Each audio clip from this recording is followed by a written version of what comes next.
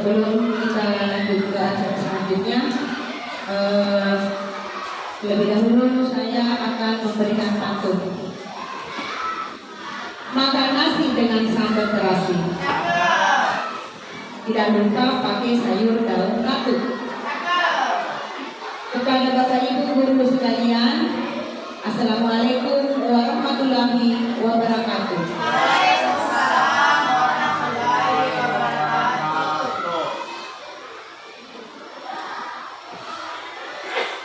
Bismillahirrahmanirrahim. Puji syukur kita panjatkan kehadirat Allah Subhanahu wa taala atas kesempatan, waktu, kesehatan dan juga ridhonya sehingga kita bisa melaksanakan kegiatan hari ini, yaitu diseminasi budaya positif. Tak lupa kita juga panjatkan puji syukur serta mengirimkan shalawat kepada Nabiullah Muhammad SAW, Nabi yang telah memberikan syafaat bagi kita semua umatnya dari kegelapan ke jalan yang terang. Selanjutnya di sini saya juga mengucapkan terima kasih kepada Bapak Ibu semua atas waktu yang telah diberikan untuk kegiatan saya ini, karena terus terang kegiatan saya ini menyita waktu Bapak Ibu semua. Saya ucapkan terima kasih. Insya Allah barakallahu, Allah Subhanahu wa taala yang akan membalas semua. Kemudian untuk lebih jelasnya bahwa kegiatan saya ini adalah tugas aksi nyata dari guru penggerak yang calon guru penggerak yang saya jalani saat ini, yaitu adalah aksi nyata di modul 1.4 diseminasi budaya positif. Untuk mempersingkat waktu, saya lanjut.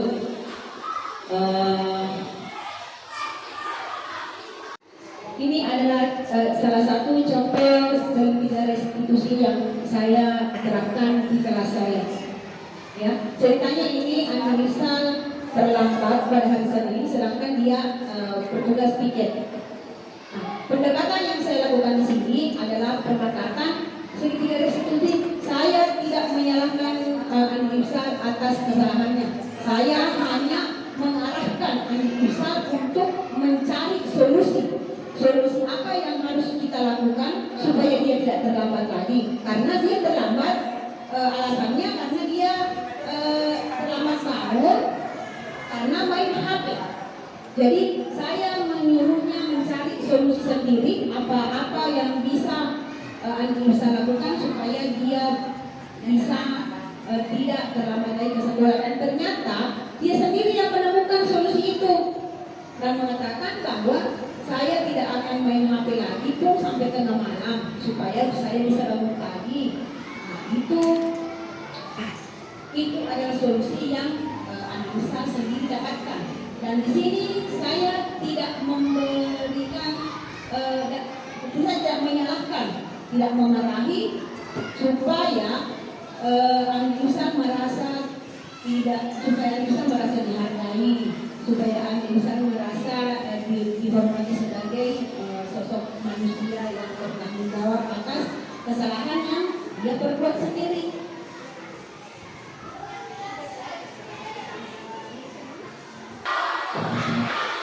Jadi di dalam pendidikan cara pengetahuan itu kita mendapatkan banyak ilmu, mendapatkan banyak syafaat, dan ilmu itu insya Allah mudah-mudahan saya bisa menerapkan di sekolah ini, dan mudah-mudahan saya juga bisa menjadi teladan untuk anak-anak kita, dan juga bisa menjadi contoh untuk Bapak Ibu bisa menerapkan juga di kelas masing-masing. Jadi untuk kita ketahui tujuan pendidikan sebenarnya itu yang menurut Ki Hajar Dewantara adalah tujuan pendidikan itu adalah yang ada pada anak untuk mencapai keselamatan dan kebahagiaan yang sejatinya, baik sebagai manusia maupun anggota masyarakat. Pendidikan tidak hanya bertujuan untuk memberikan ilmu pengetahuan, tapi juga membentuk karakter, kemandirian, dan tanggung jawab individu terhadap masyarakat. Dalam konteks modul penggerak itu, tujuan pendidikan itu berfokus pada pengembangan potensi siswa agar mereka dapat menjadi manusia seutuhnya, kreatif, mandiri, dan berperan aktif dalam masyarakat. Dan ini juga mempunyai hubungan pada budaya positif, ya, budaya positif. Nah, kemudian sebenarnya pendidikan itu ibaratnya adalah lahan padi, ya. Anak-anak itu ibaratnya padi. Anak-anak itu sudah tumbuh dengan karakter dan pribadinya masing-masing mulai lahir. Jadi kita itu yang sebagai pendidik, kita berperan sebagai petani, yang mana kita itu harusnya memupuk, membersihkan rumah-rumah di sawah itu, sehingga padinya nanti itu akan tumbuh menjadi padi yang berisi, yang nantinya pada saat dipanen akan memberikan kepuasan. Begitupun dengan anak-anak. Anak-anak itu lahir dengan pribadi karakternya masing-masing. Bukan kita yang membentuk karakter, sebenarnya kita itu guru, bukan kita yang membentuk karakter dan pribadinya anak-anak. Kita hanyalah sebagai penuntun. Ya, anak-anak itu sudah lahir dengan karakter masing-masing, dengan karakternya masing-masing. Kita sebagai pendidik tinggal menuntun mereka, mengarahkan mereka. Begitupun dengan petani. Petani itu membersihkan rumah, memberikan pupuk, sehingga nantinya itu petani itu mendapatkan hasil yang memuaskan. Dan begitupun juga dengan kita ingin anak-anak kita itu menggapai dan mendapatkan cita-cita yang mereka inginkan dengan baik. Bukan hanya menggapai cita-citanya saja toh kita sudah puas, tidak. Tentu kita ingin mereka menggapai cita-cita dengan mempunyai karakter yang baik, mengerti yang baik, mempunyai empati yang baik, sama halnya seperti dokter. Anak-anak itu mempunyai cita-cita menjadi dokter. Oke lah, mereka telah menjadi dokter. Namun kita pasti menginginkan anak-anak kita itu menjadi dokter yang baik, yang mempunyai rasa belas kasihan kepada sesamanya, dan bukan dokter tanda kutip yang istilahnya menginginkan sesuatu hal yang di luar kepribadian misalnya sebagai dokter. Kita ingin mereka mempunyai empati kepada sesamanya, bukan hanya ingin memeriksa pasiennya karena sesuatu, ya. Nah, kita ingin pasti kita semua sebagai pendidik ingin mendapatkan siswa kita nantinya itu mendapatkan atau mencapai tujuan yang mereka inginkan. Kemudian sebenarnya budaya positif ini sebenarnya sudah kita lakukan sebenarnya dari dulu. Cuma mungkin kita sebagai pendidik belum terlalu memfokuskan bahwa inilah budaya positif, dan karena ternyata setiap hari kita melakukannya, ya. Kita melakukannya itu setiap hari sampai kita sadari bahwa ini adalah budaya positif. Nah, selanjutnya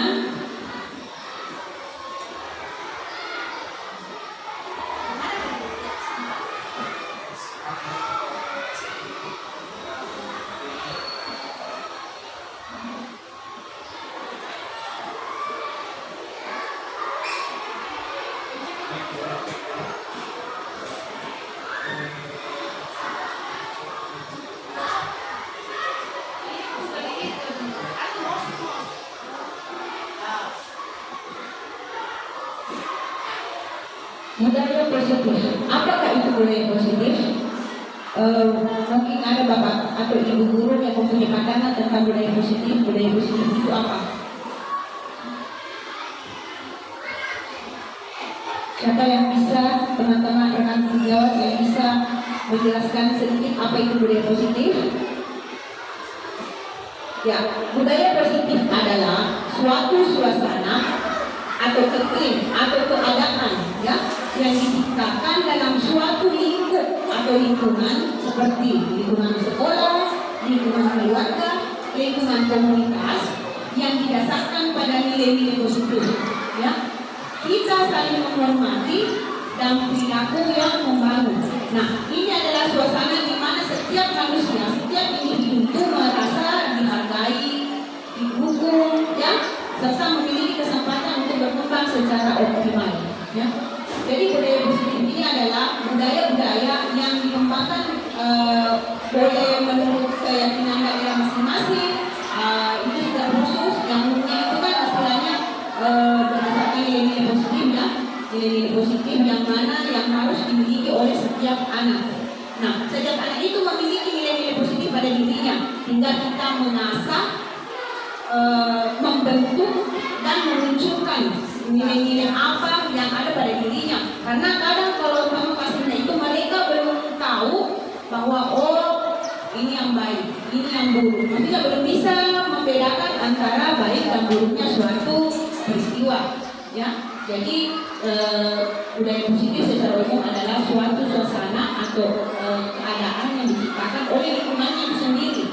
Jadi otomatis kalau kita berada di lingkungan yang positif, tentu pembawaan dan karakter kita mungkin terbawa dari situ. Nanti dia akan tumbuh, akan menjadi memiliki positif, nilai-nilai positif atau sifat-sifat positif pada dirinya. Ya. Jadi mungkin lingkungan juga mempunyai pengaruh yang sangat besar pada penanaman sifat nilai-nilai positif yang ada pada anak-anak didik kita. Mungkin pernah ada yang kejadian di kelas masing-masing itu, umpama lingkungan sekitar rumahnya istilahnya tanda kutip negatif, ya, otomatis berdampak pada anak-anak kita juga, ya. Kadang ada orang tuanya yang sering berkelahi atau berantem, maksudnya misalnya di keluarganya itu mencerminkan sebenarnya sifat anak tersebut. Nah, mungkin di sekolahnya pembawaannya itu dia bawa sering mengganggu temannya, sering mengejek temannya, karena lingkungan keseharian dan lingkungan sekitarnya mungkin begitu yang dia lihat.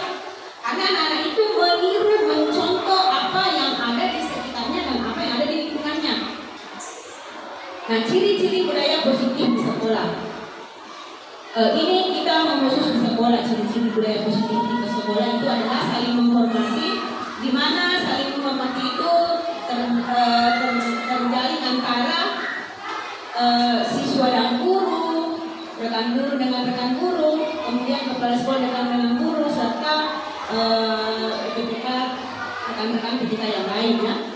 Jadi saling menghormati itu semua anggota sekolah saling menghargai perbedaan pendapat, latar belakang dan kemampuan masing-masing. Jadi kita saling menghargai kemampuan kita masing-masing. Anggaplah ada teman sejawat kita yang memiliki kekurangan, istilahnya yang kita miliki, mungkin kita bisa saling berbagi, saling menghormati juga kekurangannya. Jangan kita mengejek, jangan kita mencela bahwa guru ini tidak tahu istilahnya bahasa daerah.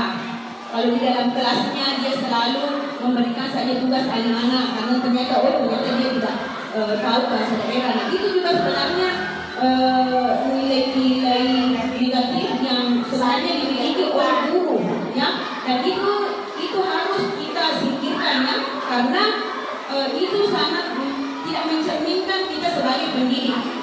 Kemudian ciri-ciri budaya positif yang kedua adalah kerjasama, teamwork, ya. Terjadinya kerjasama yang baik antara guru, siswa, staf di dalam sekolah untuk mencapai tujuan bersama. Jadi di sini kita perkuat adalah teamworknya. Kalau di sekolah sudah ada kubu-kubu, tidak akan pernah bisa sukses yang namanya tujuan pendidikan di sekolah itu. Jadi teamwork yang harus diperkuat untuk ciri-ciri kerjasama, ya. Selanjutnya adalah tanggung jawab.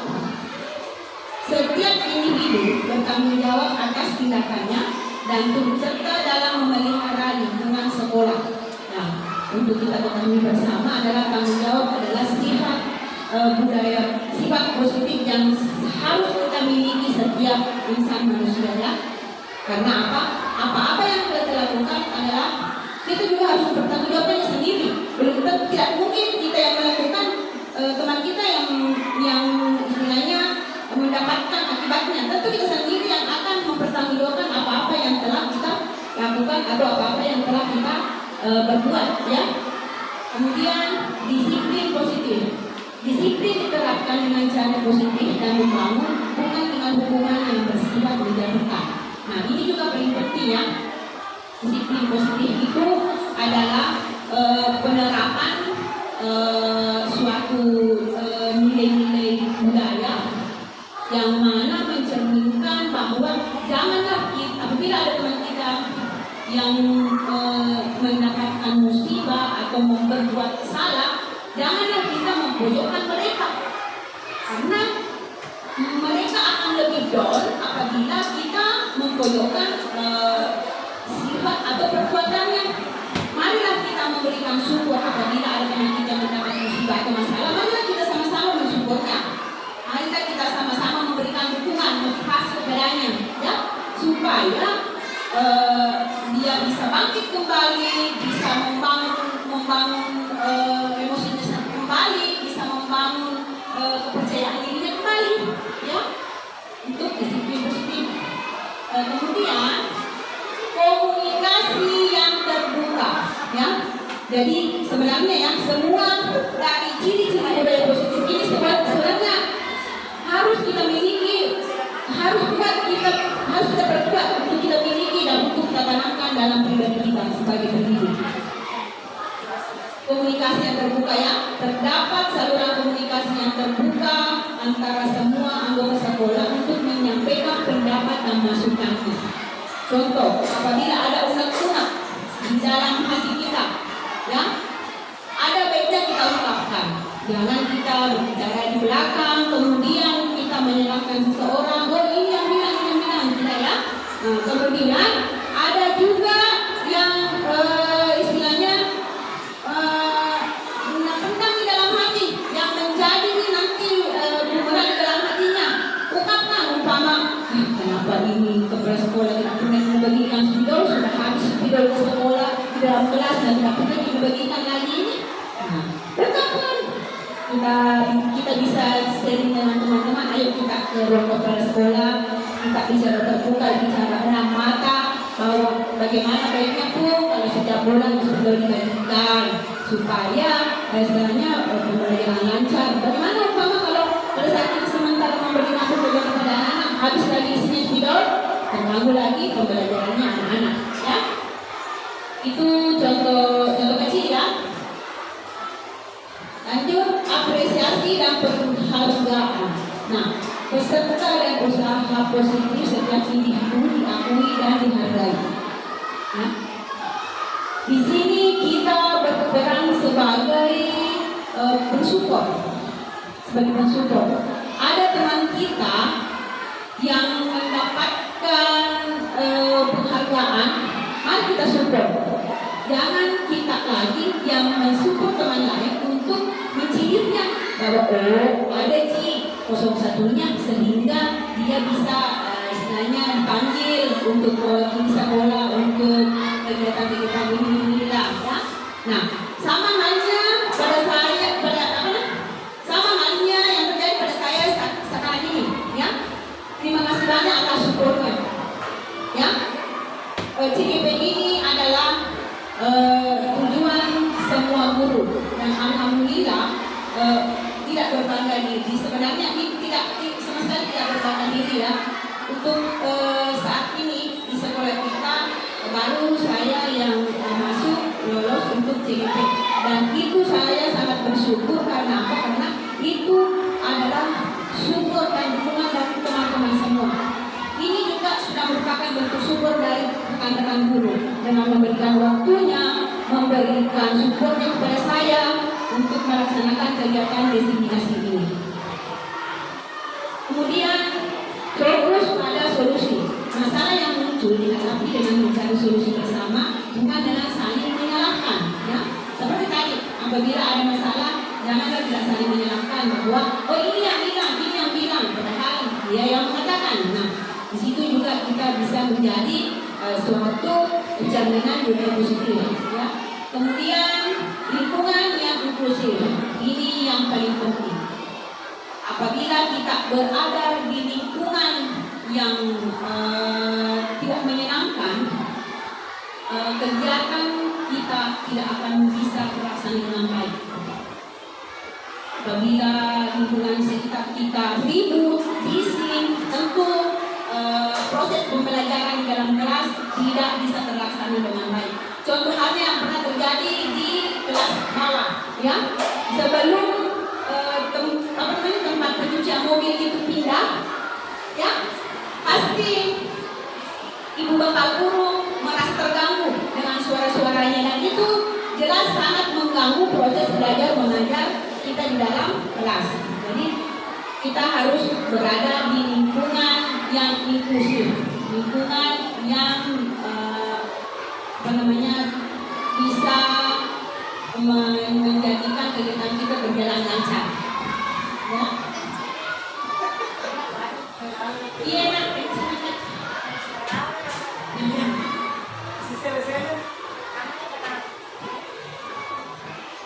Nah, apakah tujuan dari budaya positif sendiri itu di sekolah?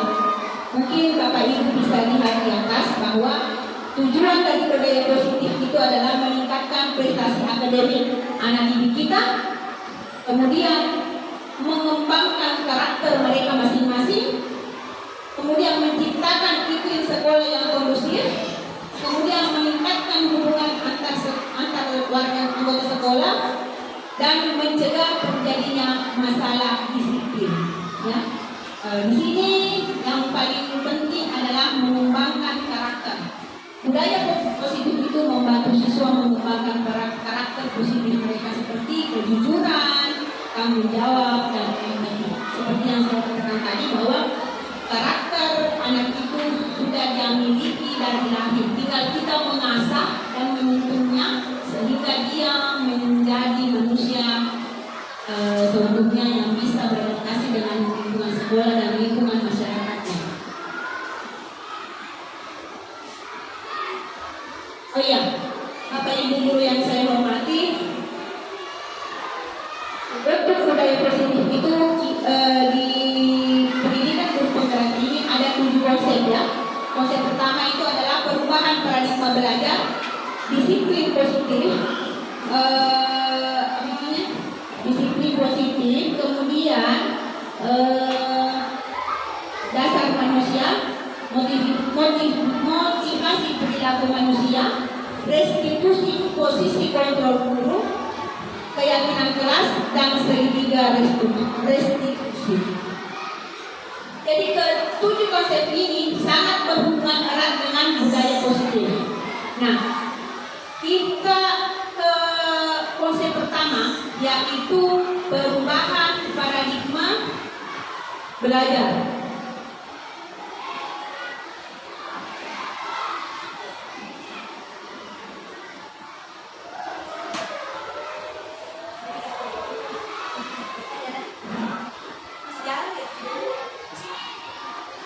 Nah, apakah itu perubahan paradigma belajar? Perubahan paradigma belajar adalah perubahan paradigma dalam pendidikan yang seringkali terkait dengan upaya menciptakan budaya positif di sekolah. Paradigma pendidikan yang sebelumnya berfokus pada hasil akademik semata, kini bergeser ke arah pendidikan yang lebih holistik, di mana pengembangan karakter, nilai-nilai sosial, dan keterampilan emosional yang sekarang juga lebih diperhatikan. Intinya di sini, dulu kita mengajar, kita memberikan pembelajaran pada anak, kita berfokus pada nilai. Apa yang kita kejar? Nilai. Nilai yang akan diberikan kepada anak itu adalah tujuan akhir kita sebagai guru. Kalau istilahnya, kalau masalah kita mengejar bahwa anak-anak pintar itu kan sudah lupa, itu relatif, ya. Namun intinya kita sering dikejar pengelolaan nilai untuk memberikan hasil akhir dari anak-anak. Namun sekarang ini di kurikulum merdeka kita tidak lagi berfokus dalam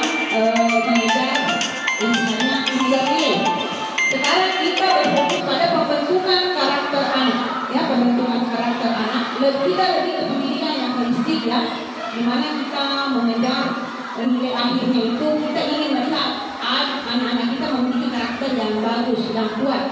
Jadi itu sekarang itu yang kita kejar ya, mengembangkan karakter, kemudian nilai-nilai sosial, termasuk budaya-budaya positif. Itu yang akan kita capai nanti di akhir dari proses pembelajaran kita. Itu yang akan kita kejar, serta keterampilan emosional. Ya, kontrol emosinya anak-anak yang harus kita perdalam di sini. Nah, itu adalah perubahan paradigma, yang mana perubahan paradigma ini semua berhubungan erat dengan budaya positif. Nah, untuk konsep yang kedua, disiplin positif. Apa itu disiplin positif? Disiplin positif dan budaya positif memiliki hubungan yang erat dalam menciptakan lingkungan belajar yang kondusif.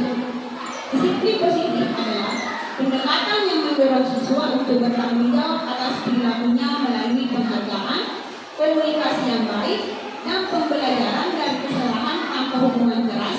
Dan ini berfokus pada pengembangan karakter, saling menghormati, membangun hubungan yang sehat antara guru dan siswa.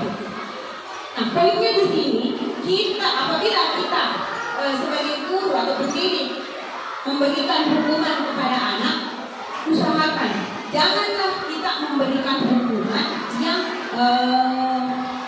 istilahnya anak-anak merasa bersalah. Jangan ya. Di sini kita harus memberikan pendekatan kepada anak bahwa perbuatannya itu sebenarnya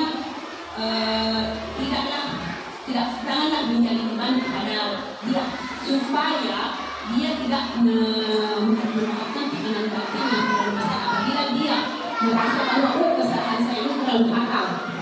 Kita tidak boleh menjudge anak-anak bahwa apa nih kalau kecil begini nak, siapa nih gara-gara kita nih ganti memang nih. Nah, itu sebenarnya adalah persepsi yang salah kita sebagai pendidik apabila kita memberikan hukuman kepada anak.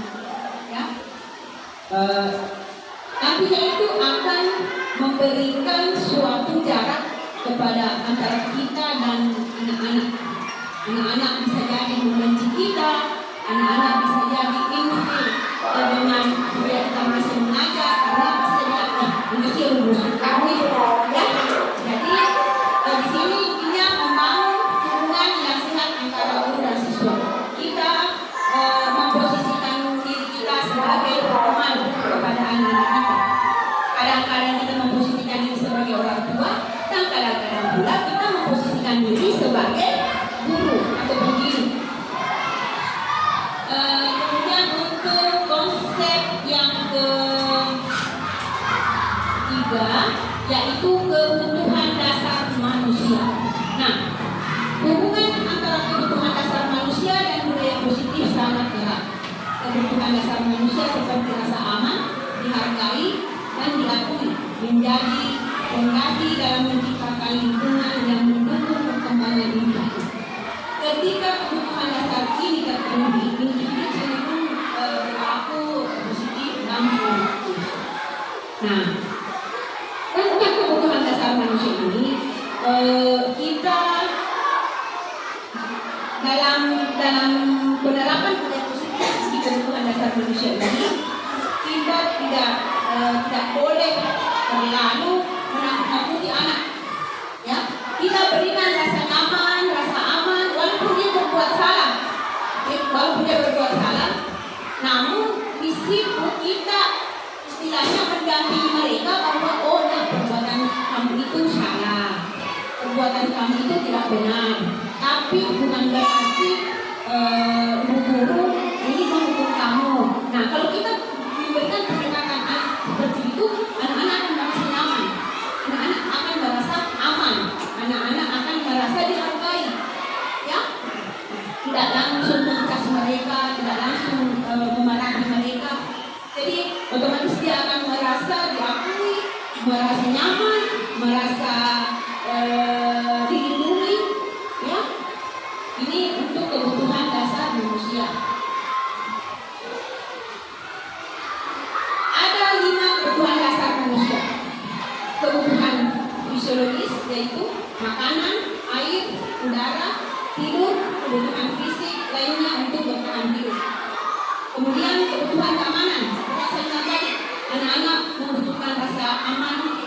dilindungi, ya. Apabila dia berbuat salah, jangan langsung disalahkan. Itu adalah kebutuhan dasar anak-anak, ya, kebutuhan dasar manusia.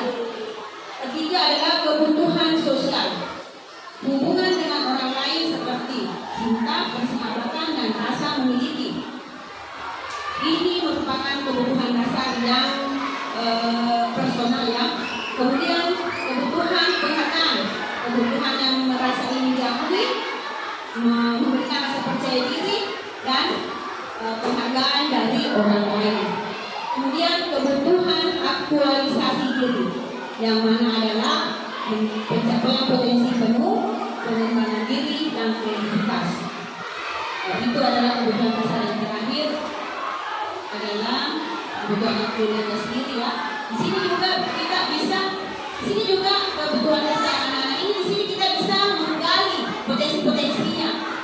Ini adalah kebutuhan dasar yang sangat kita butuhkan untuk membentuk karakter anak ke depannya. Apa-apa kreativitas mereka, apa-apa potensi mereka, dan nanti ini akan apabila dikembangkan akan menjadi suatu prestasi. Suatu halnya ada anak yang sebenarnya pintar menyanyi atau pintar menari, tapi dia selalu malah untuk api ke depan. Jadi kita sebagai guru tidak tahu bahwa oh ini anak pintar menyanyi, oh ini anak pintar menari. Hanya memiliki potensi yang bagus dan memiliki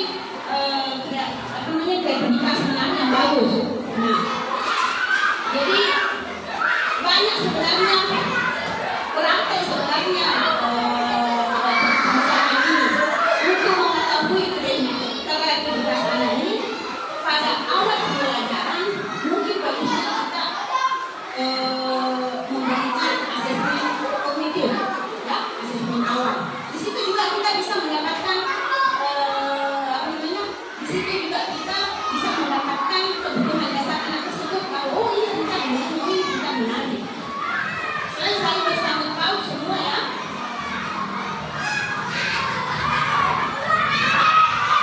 Kemudian motivasi perilaku manusia. Nah, ketika seseorang berada dalam lingkup budaya yang positif, di mana ada penghargaan, dukungan, dan suasana yang kondusif, motivasi intrinsik dan ekstrinsik, mereka cenderung meningkat.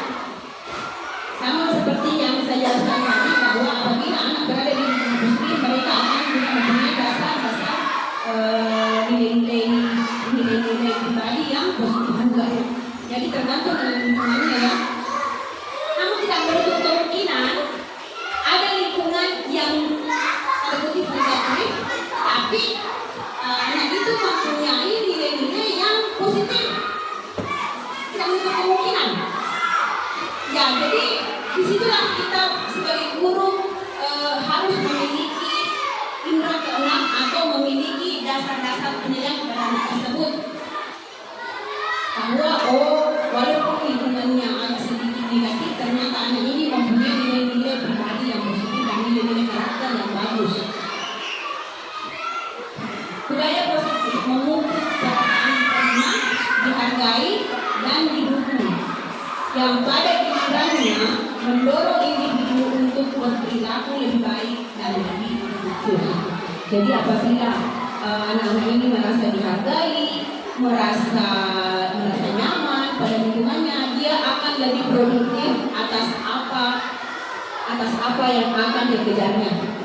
Umpama dia bercita-cita ingin jadi pelukis, apabila lingkungannya kondusif, apabila lingkungannya mendukung, mungkin anak ini lebih bersemangat untuk selalu berlatih melukis, atau dukungan dari orang tuanya memberikan alat-alat ATK yang bisa dia gunakan untuk selalu berlatih.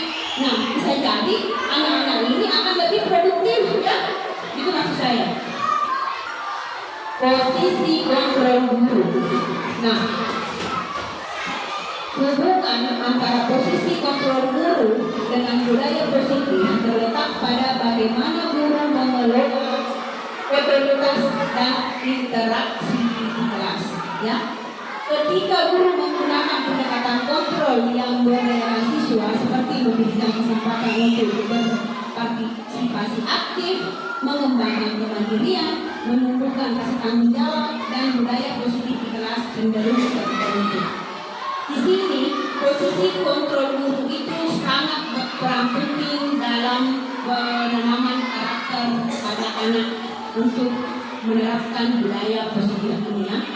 Karena posisi kontrol guru ini adalah dia berperan memberikan kesempatan kepada anak, memberikan partisipasi yang aktif, keyakinan kelas, ya. Keyakinan kelas merujuk pada keyakinan guru dan siswa terhadap nilai-nilai, norma, serta ekspektasi yang ada di dalam kelas. Ketika keyakinan kelas ini sejalan dengan prinsip-prinsip positif serta saling menghargai, kerjasama dan kepercayaan, maka akan tercipta budaya-budaya positif di lingkungan kelas dan lingkungan sekolah. Nah, keyakinan kelas ini kita berada di lingkup dalam kelas. Jadi, keyakinan kelas itu adalah keyakinan yang kita berikan kepada anak didik kita di dalam kelas, bahwa ini adalah tanggung jawabmu, lakukan, kerjakan, ya. Contoh halnya apabila pada masa awal semester kita melakukan membentuk suatu istilahnya membuat keyakinan kelas masing-masing. Ada banyak poin-poin keyakinan kelas yang bisa kita gunakan. Tapi ini tergantung dari anak tersebut, apa yang mereka inginkan. Kita jangan menekan anak tersebut. Apa itu segitiga restitusi? Adalah pendekatan yang digunakan untuk membantu siswa memahami dampak dari tindakan negatif mereka dan memperbaiki kesalahan tanpa merasa dihukum. Hal ini bertujuan untuk mengembalikan hubungan yang rusak, baik antara siswa dan siswa, antara siswa dan guru, serta menciptakan rasa tanggung jawab yang baik. Jadi, dalam pendekatan segitiga restitusi ini segitiga restitusi kita lakukan apabila anak-anak melanggar kesepakatan kelas yang mereka buat tadi, yang saya jelaskan yang awalnya, ya. Kita membuat kesepakatan kelas di kelas masing-masing. Apabila dia melanggar, janganlah kita langsung memberikan hukuman atau mencas mereka. Namun kita melakukan pendekatan segitiga. Ini adalah salah satu contoh segitiga restitusi yang saya terapkan di kelas saya. Ya, ceritanya ini anak Rizal terlambat pada hari Senin, sedangkan dia bertugas piket. Pendekatan yang saya lakukan di sini adalah pendekatan segitiga restitusi. Saya tidak menyalahkan Andi Irsal atas kesalahannya. Saya hanya mengarahkan Andi Irsal untuk mencari solusi. Solusi apa yang harus kita lakukan supaya dia tidak terlambat lagi. Karena dia terlambat, alasannya karena dia terlambat bangun karena main HP. Jadi saya menyuruhnya mencari solusi sendiri, apa yang bisa Andi bisa lakukan supaya dia bisa tidak terlambat lagi ke sekolah. Dan ternyata dia sendiri yang menemukan solusi itu dan mengatakan bahwa saya tidak akan main HP lagi pun sampai tengah malam supaya saya bisa bangun pagi. Nah, itu adalah solusi yang Andi bisa sendiri dapatkan. Dan di sini saya tidak memberikan, tidak menyalahkan, tidak memarahi, supaya Andi merasa dihargai, supaya Andi merasa dihormati sebagai sosok manusia yang bertanggung jawab atas kesalahan yang dia perbuat sendiri.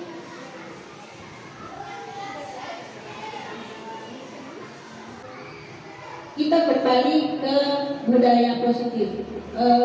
Jadi budaya positif itu atau disiplin positif itu sebenarnya sudah kita lakukan sebelumnya di sekolah kita itu. Contoh halnya budaya 5S. Sapa, sapa, salam, senyum. Kemudian 3S, ya. Itu adalah salah satu budaya positif yang diterapkan di sekolah kita. Siapa yang bisa menyebutkan lagi, rekan-rekan muda bisa menyebutkan apa-apa saja yang masuk dalam budaya positif yang diterapkan di sekolah kita?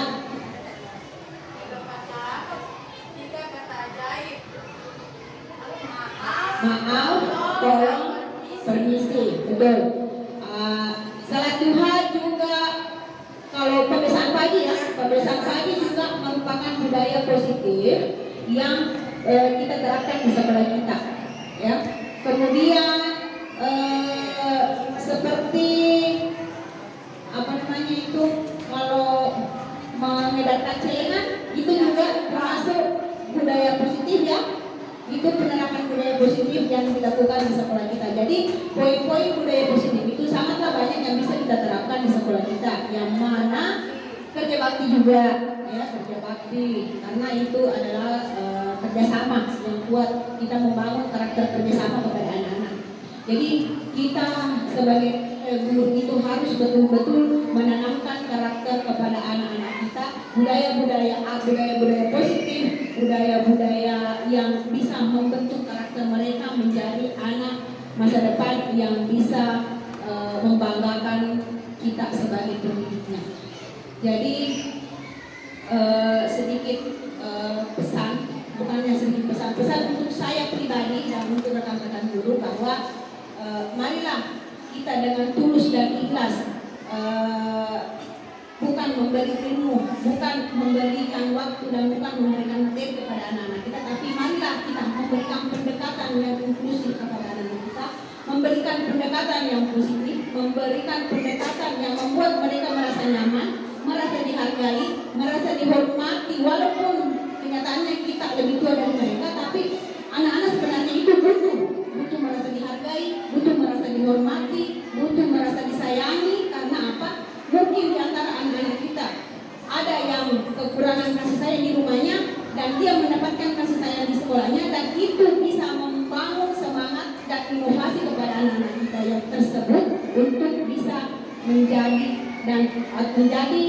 manusia yang bermakna serta memiliki karakter yang kuat yang bisa menjadi pedomannya untuk kelanjutannya hidup di masa yang akan datang. Terima kasih banyak saya ucapkan kepada Bapak Ibu Guru atas kesempatan yang telah diberikan kepada saya. Ini merupakan penghargaan yang tidak ternilai atas motivasi, motivator rekan-rekan guru, kemudian kerjasama yang baik bisa